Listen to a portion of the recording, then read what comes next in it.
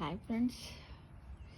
ఒక సాహిత్య అభిమాని ఒకరు ఏమన్నారట అంటే, సాహిత్యం అంటే చాలామందికి ఇష్టం ఉండదు. కొద్దిమంది ఏంటంటే తెలుగే మాట్లాడాలని కూడా కొన్ని కాంపిటీషన్స్ పెట్టుకుంటారు, కథలు పెట్టుకుంటారు, స్పీచ్లు ఇలా పెట్టుకుంటూ ఉంటారు. అయితే ఒక సాహిత్య అభిమాని ఏం చేశాడట, మనకు షాప్ ఉందన్నమాట. ఆ దుకాణం ముందు ఒక బోర్డు పెట్టిండట, కొంచెం కూడా ఆంగ్లం వాడకుండా వస్తువు కొంటే 30% రాయితీ ఇస్తారని, హిందీ వాడకుండా వస్తువులు కొంటే, మాట్లాడకుండా అన్నమాట, కొంటే 50% ఇస్తానని పెట్టుకుంటాడు. ఇలా హిందీ, ఉర్దూ కొన్ని భాషలు. ఒక వ్యక్తి వచ్చేట, సూక్ష్మాతి సూక్ష్మ విషాను రాకపోక నియంత్రణ ముకోష్టో నాసికాది రక్షణార్థం కర్ణద్వయ సమర్థిత దివ్యాస్త్రం ఇవ్వండి అన్నాడట. అప్పుడు యజమాని, బాబు 50% రాయితీ ఇస్తాను నీకు అన్నాడట. ఆంగ్లంలో చెప్పండి అన్నాడట. అప్పుడు ఆ వ్యక్తి, మాస్క్ ఇవ్వండి అన్నారట. అంటే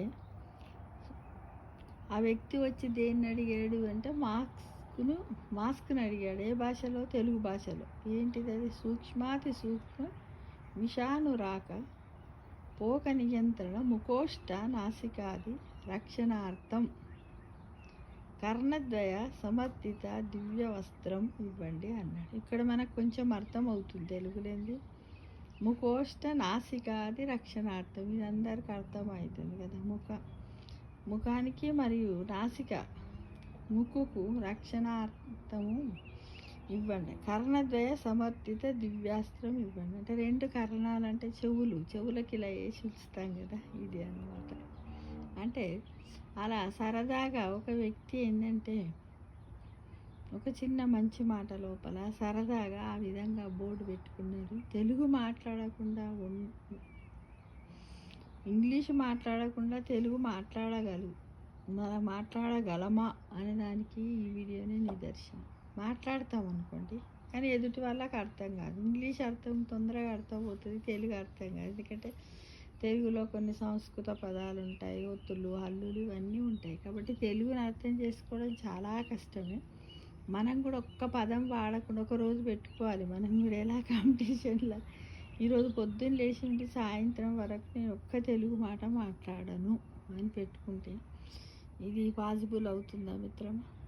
నా వరకు నేనైతే కాదనుకుంటాను. మొత్తం 12 అవర్స్ కాదు, ఇంపాసిబుల్. ఇప్పుడే అంటున్నా సాధ్యం కాదనక ఇంపాసిబుల్ అంటున్నా.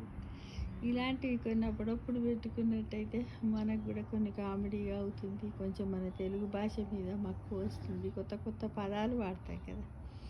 ఎక్కువ మట్టుకు ఇంగ్లీషే వాడుతుంటాం. పొద్దున్న లేచినామంటే పడుకునే వరకు ఎన్నో మనం మాట్లాడే భాష ఏంటి, తెలుగు అనుకుంటాం, కానీ మనం మిశ్రమ భాష మాట్లాడుతున్నాం, మిక్స్డ్ లాంగ్వేజ్.